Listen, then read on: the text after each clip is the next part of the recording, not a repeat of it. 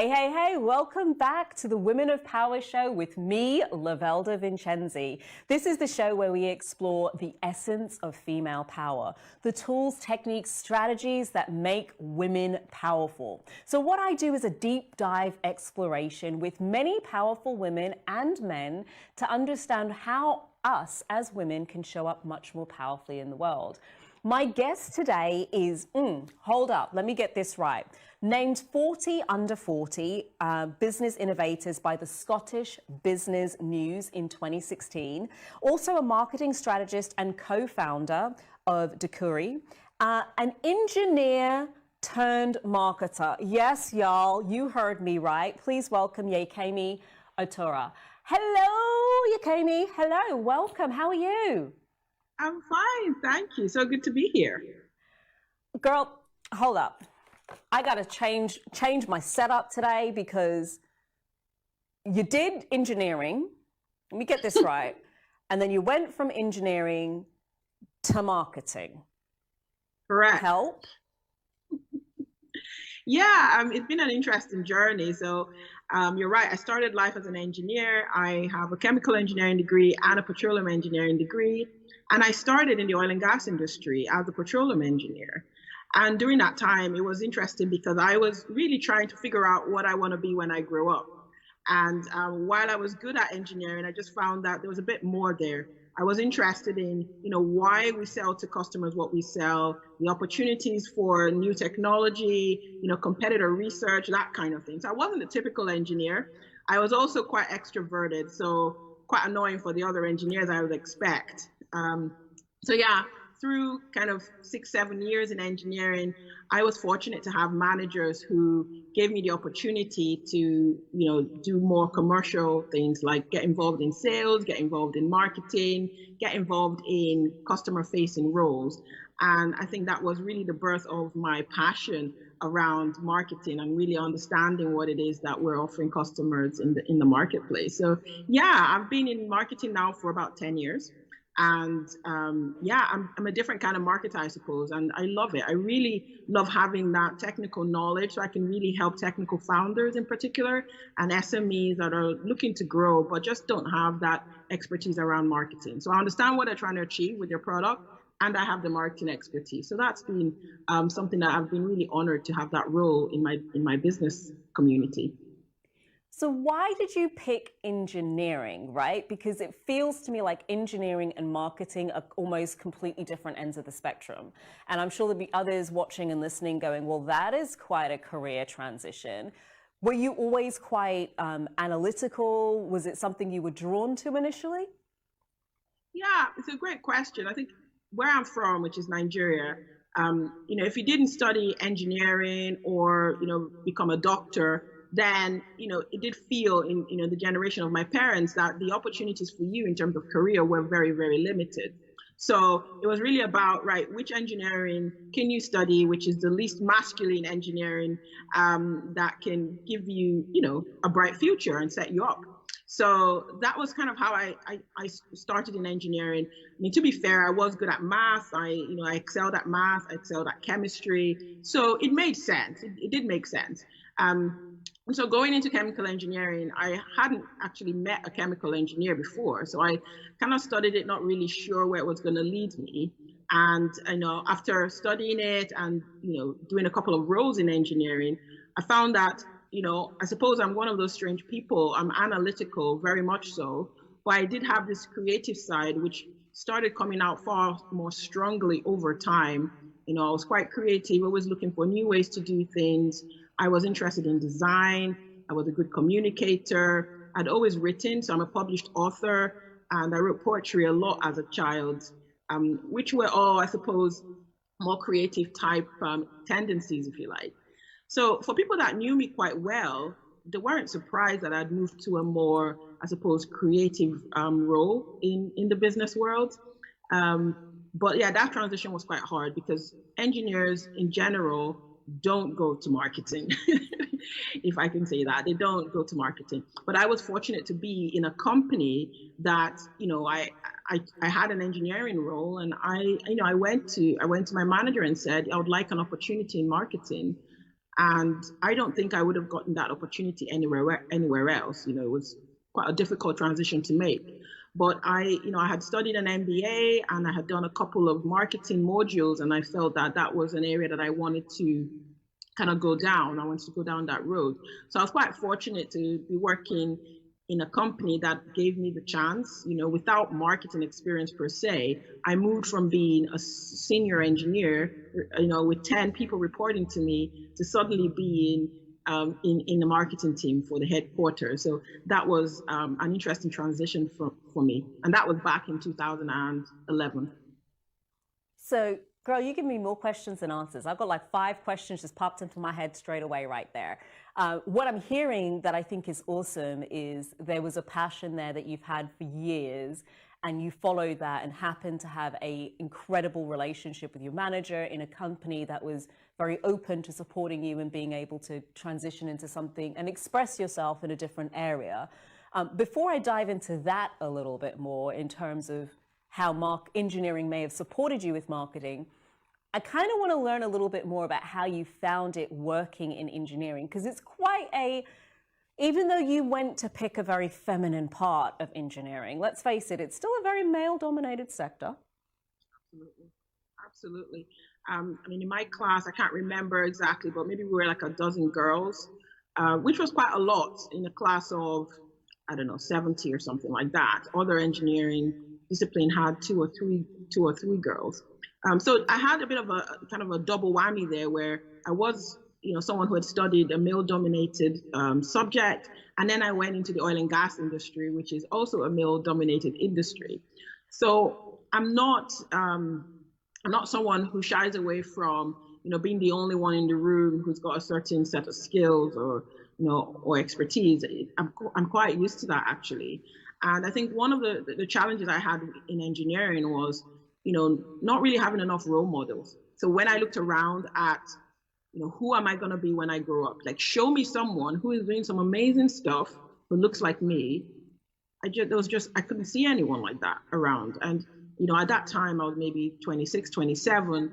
I just struggled. I couldn't see that. And I think it was gradually through that process I started finding my way to something that I could be passionate about, and I'll never know if, in a different setting, if I'd grown up in a different setting, if engineering would have been the subject that I would have studied. My daughter, for instance, is very artistic. She paints, she sings, she dances, she's in an acting academy. And sometimes I wonder, maybe that's what I would have been if I was in an environment that nurtured that, where the opportunities for that sort of thing, were encouraged. But anyway, I'll never know. So my daughter is going to carry the torch for that one. You can live vicariously through her, but you do touch on a really important point there about the network and about representation, being able to see somebody who looks like you in those fields. And I guess somebody's kind of got to be the trailblazer for it. It's a bit sad it's not you, but at the same time, I'm so excited that you have been able to follow your passion. Last question around the engineering side of things. Did you notice, because you've gone from engineering, which is very male-dominated, to marketing, which tends to have a lot more women in it, believe it or not, rather than the male-dominated sectors. Was there anything, like, with that contrast, can you say there was anything that you learned from being in such a male-dominated industry that's really supported you in developing and growing your business? Yeah. It's interesting, Lavelda, because yes, engineering was very much male-dominated. Your colleagues are male, the clients you're dealing with are male. In marketing, you're right. Most marketers, if you go into organizations and you look for the CMO or the marketing director, it's usually a woman. Not all the time, but usually is. Similar with roles like HR as well. But actually, what I'm finding in my industry, even though a lot of the marketers are women, our clients tend to be men anyway. So, something like 70 to 80% we work with are men. And maybe it's because we still work with quite a lot of, technical companies that have a technical basis. So, IT, software, engineering, manufacturing. So we're still, I guess, working with a male-dominated industry. And so what I've taken from being in an engineering role in the past is that I'm very comfortable being the only woman in the room, or speaking to middle-aged, white men and pitching to them and just being the only, woman in the room or the only person of color. I'm not actually really comfortable in that sort of environment. And I think that's a benefit from coming from the industry that I've come from, is that, yeah, I'm comfortable in those kind of scenarios. It really shines a spotlight on how important it is for us to get into those environments in which we feel very uncomfortable. I'm not one to say, every place has got to be completely represented or there's anything wrong with, I'm saying that. I think there's something wrong with there not being more women in engineering. Let me just be straight with you. But at the same time, I think there's a lot we can learn from being in those spaces that are predominantly people who don't look like us. Which brings me really nicely onto my next question, which is, how have you found that being an engineer has supported you in marketing? Because it's a really different space to come from. Do you market like other marketers, or do you find that because you've got that engineering analytical background that you do things differently? Yeah. So, our business is called Dakar, and we're in Scotland. And one of the key things that we always say is that we're not a marketing agency. We are a sales and marketing consultancy, and, we will talk to you about the challenges you have in your business and really try to uncover what is going on. So we don't have a one-size-fits-all type solution.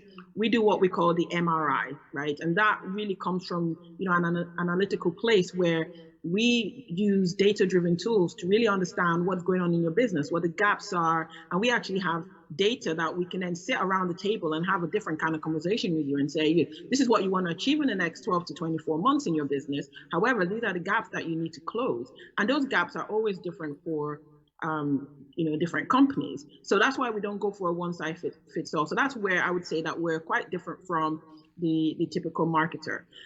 The other area is that we are able to bring that kind of alignment between sales and marketing. So you have obviously marketing, which tends to be a mix of digital marketing and traditional marketing practices.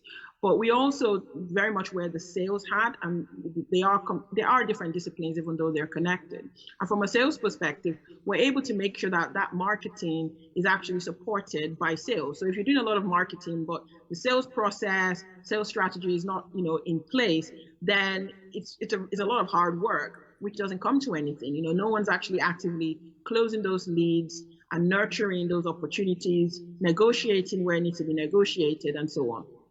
So where we are really different from a typical, say, marketer is that we have a strong sales focus as well. And so it's a well-rounded view. We have a good understanding of business as a whole. So it's not siloed where we're only talking about the marketing and we're not asking, difficult questions like, do you have the resources to actually deliver a new business? If you do get new business, do you need to be hiring? What skills do the new hires need to have? That sort of thing. So we have, I would say, a different sort of conversation to a typical sort of marketing agency. So not just the visuals and the marketing channels and all of those sorts of things, but it sounds like that engineering background has really got you looking at the full system and the full process end to end to make sure that when the marketing is executed and delivers, the business can actually handle the end results of that, and you've got the appropriate people in the right place. And I love that you engage with the sales team as well. I used to work in sales, and sales and marketing have a love-hate relationship. We love each other because we need each other, but we hate each other because we're pulling in different directions. So getting both teams on the same page is really huge. And you spoke a lot about the data and insights that you get. And of course, at the moment, things have changed a lot since 2020 with the pandemic. And yes, we're starting to come out of that. But I'm kind of interested because we've got a very business-orientated group of people who engage with the show. I'm going to be cheeky. I'm going to ask you, do you see any emerging trends that we should be aware of in order to better serve our customers? Oh, that's an amazing question. I mean, there's so many things happening right now, and I think the challenge is understanding what is, a fad and is happening as a result of, chaos and panic and, tactical moves. But I think overall, what is clear is that, the combination of the pandemic, Black Lives Matters type movements, the political upheavals that we've had in the last, I would say maybe 18 months, maybe more than that, has meant that, customers and prospects are looking for far more from a company that they deal with. It's not enough actually to have even a good product now. Your customers want to see that you're getting involved in important conversations. It's getting more and more difficult for businesses and business owners to just stand at the sidelines and not comment and get involved in those things that really matter to their consumers or customers. So I'll say that's one thing. In terms of building a brand and communicating, if you are focusing on just saying, oh, we've got a great product, we've got a great service, come and buy from us, that's not enough anymore, right? There was a time where that could have been enough, but the consumers needing far more than that from us right now. They need us to really get involved in those conversations. So what you find is that over the last, well, it's happening now, but in the next sort of 12 to 18 months, I expect to see more companies getting involved in more kind of community type projects. I expect them to become bolder around what it is that they support. And you see companies that normally wouldn't comment on, politics and so on, start to actually, be clear about their stance. I think sitting on the fence is becoming harder and harder for businesses.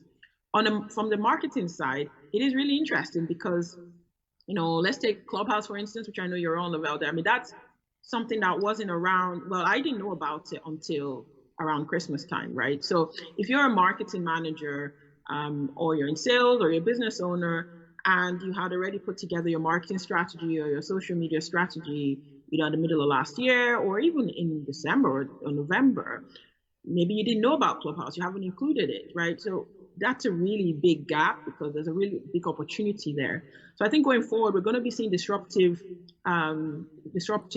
opportunities, like disruptive platforms like Clubhouse and other pieces of technology coming onto the marketplace. So businesses need to be vigilant. And I will actually go as far as saying they need to deliberately carve out time to watch the market, see what's coming up, see feedback, and they have to be willing to try new things. And it's okay if they try it and it doesn't work. They have to be open to that kind of experimentation and failure type cycle and try things. I think companies that just stick to what they know are going to be left behind. Oh, it's a time of change, folks. You heard it here first. It is a time of change. And it's important that firstly, we have something we're standing for. I love that, actually. I love that customers are becoming more attuned to and more interested in the values of a company. Because I remember reading values when I'd apply for jobs, and I don't know that they were this thing that marketing would, or I don't know, HR would want to ensure that all of us were really getting, but I don't know that they meant as much as they do now. It's like our customers are now wanting to see living out those values in a way they hadn't done before. So y'all heard it here first. I got the trends for you.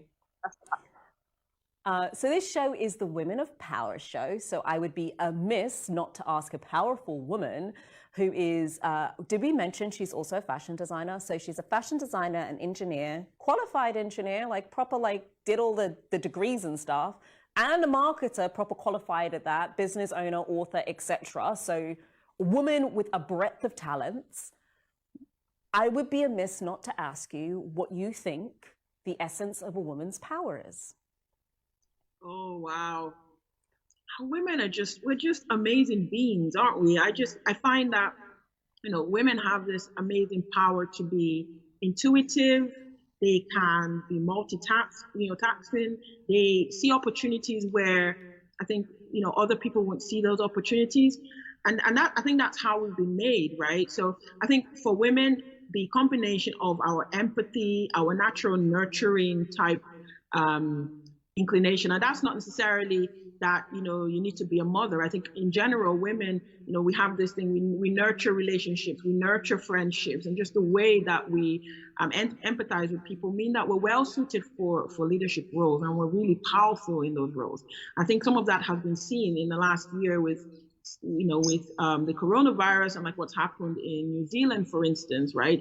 And what think is it Jacinta and what she's done over there, and just the countries that have really thrived around the crisis, like put their arms around the crisis and done well. So I think we're well suited for leadership. We're well suited for entrepreneurship because that's all about creativity. That's all about wearing many different hats at the same time. Anyone who's listening to this and is a business owner or entrepreneur will know that you're juggling so many things. Especially at the start of your business. You are the salesperson, you are the marketing person, you are the product developer. You're picking up the phone and calling whoever you need to call. You're moving chairs around if that's what you need to do. And because as women, we're good at juggling everything. I feel like that's really a source of power. And even if you're working mother or you're married and obviously you're taking care of a home, for so many of us, that doesn't stop us from taking on a career and doing really, really well, right? So I would say the essence of power for women is that nurturing and empathy tendency means that we're well suited to lead people and to really help people achieve what they want to achieve in whatever it is that they're doing. You heard it, folks. You heard it. Lean into it. Lean into that multitasking, nurturing ability that we have. Here's a mean question, though, because I ask everybody it, but I'm going to ask you again, too. So if we were to take absolutely everything that you've done so far in your life and business, and if I were to ask you to boil it down just to its constituent parts, like just 3 core things that you would say have been absolutely fundamental to the success you've had in life and business, only 3, what would those 3 things be? Should we start with the first one? Oh, wow. It is a mean question, I have to say. I agree. I would say for me, the first thing is probably that I am extremely persistent, right? So I don't give up easily. And I think that that's helped me throughout my career. It's helped me as a business owner. And I can think of so many roadblocks, where I'm trying to do something. It could be even just in my job when I was in the corporate world. And people say, oh, no, we can't do that. It didn't work. Or we don't do it that way. We do it a different way. Or no one knows about it here. And I always look out of my area of expertise for answers. And that's how actually my journey out of engineering started. I started finding solutions elsewhere in the commercial team. And I was noticing that HR seemed to have solved this problem. So why are we trying to, reinvent the wheel? So I'm persistent and resourceful in the sense of I don't give up. And so, just that is a little bit of a superpower because, long after people have given up, I'm still going. And it just means that, so I arrive, right? And there's no one there. So I win, that kind of thing. The second thing I would say is I've just been really open to discovering myself. I mean, I think of myself in my 20s and just being really, I suppose, lost and confused about, why I had the sort of thoughts I had and why I saw things differently, and just being quite confused and not really being able to explore the opportunities that I wanted to explore. And so I would say I've been committed to that journey. I've been committed to finding myself. And that's really what most of my life has been about is, kind of waking up and finding myself in a certain situation and trying to work my way out of it. And through that journey, I've had different opportunities, and had different experiences, not all good. But, I remember not too long ago, probably 2 weeks ago, driving home and thinking to myself, I actually have no regrets. I mean, some bad stuff has happened, some stuff that I wish didn't happen, but I actually have no regrets because everything has kind of worked out to make me the person I am today. And so I think that commitment to the journey and not looking for quick fixes and just being committed to living the best life I can is probably the second thing that I would say.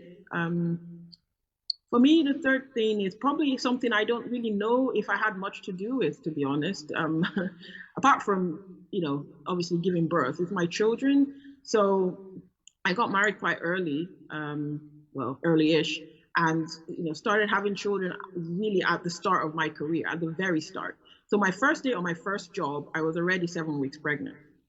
And for me, that meant that I went through most of my career feeling like I had to catch up with people who had waited, and I did feel that kind of pressure, like I was gonna I was going to miss out because I'd started with this, other responsibility. But, I'm really grateful for my children. I have two, and they've grown up to be the 12, well, 15 and 12. And they've grown up to be just such beautiful human beings that, they inspire me every day. And I'm just delighted that they're in my life. And I think the richness that they bring makes everything else that I do, the persistence and the commitment to discovering who I really am, it makes me really happy because they see that. They're seeing that journey. They see how hard I work. And I know that they're going to grow up to be, determined, loving, passionate people because I've had that opportunity to role model that, during their lifetime. Does that make sense? My goodness, there's a lot in there to unpack. Whether you have children or not, like as you were speaking, I'm reminded of how important it is for us to show up because we just never know who's listening and who we're inspiring. So I think sometimes, especially, and I suppose you might get this from a marketing perspective as well, especially when you're putting a lot of stuff out as a business owner and you're showing up and you're giving value and you're sharing expertise and crickets. You're like, hello, is anybody out there? But that reminder that you just never know who's listening. So and who's watching, whether that's your own children or whether that's just somebody whose heart you touch through a post that you put out. I think it's just a really beautiful reminder of how important it is to show up and that by doing so, others are watching and you're having an impact, period. Yeah, absolutely. You're absolutely right. And some of the best days I have is when, I put out a post or I do something, I'm not really even paying attention and I get a message from someone that says, I was actually about to give up on that idea and something we said, something we wrote, changed my mind, and they're thankful. So you're absolutely right, Lavelle. I think really continuing to show up, not just for ourselves, but for the people that need it, people that are watching. I think especially in the past year, what we've gone through, I think, that need to keep showing up is greater than it's ever been. Completely agree. You know what? We done made it to the end of the show. I'm so sad.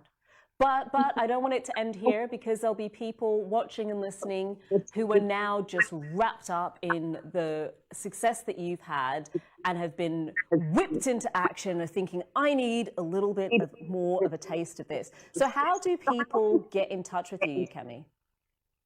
Yeah, so I hang out on social media as a true marketing girl. So you can obviously look for me on Instagram. I'm Yekemi Otaru. You can catch me on Clubhouse at Yekemi Otaru as well. And on LinkedIn as well. So because I'm the only Yekemi Otaru in the world, you can't really miss me. And my business is called Dokaru, Doqaru. And if you Google us, you'll find all our information, including our website. Thank you. Woohoo! And all of that information is also in our show notes. If you're watching on YouTube or if you're listening on the podcast, you'll be able to see it in there. Or you can go and find the podcast and by the same name and the YouTube channel to be able to find more information. You've shared so much and we've touched on so many different topics. We've touched on, moving from one career to the next, the masculine heavy industries versus female heavy industries, showing up, a whole raft of things. So if there was literally just one thing that you could leave our listeners and watchers with today, just one thing, what would that one thing be? I think that one thing would be my belief that everybody has something inside them that they are made to give to the world, that only you can give to the world. And sadly, most people go through their life not knowing what that thing is. And I would just encourage you as you're listening to this to believe that there is something in you that you need to give birth to because you're the only person that can do it, right? And so don't give up even when it looks bleak and when things maybe don't go your way. There is something inside you that the world is waiting to receive because only you can bring it to the world. I think that is one thing that I always remind myself and I say to my children and anyone I'm mentoring is not to give up and to keep going. Do not give up and keep going because there is something that literally only you can bring to the world. That has brought us to the end of this episode of the Women of Power Show. It's been wonderful having you here. And the best thing that you can do is go out there and keep showing up powerfully as the woman that you are. Until next time, thanks very much for watching. Ciao!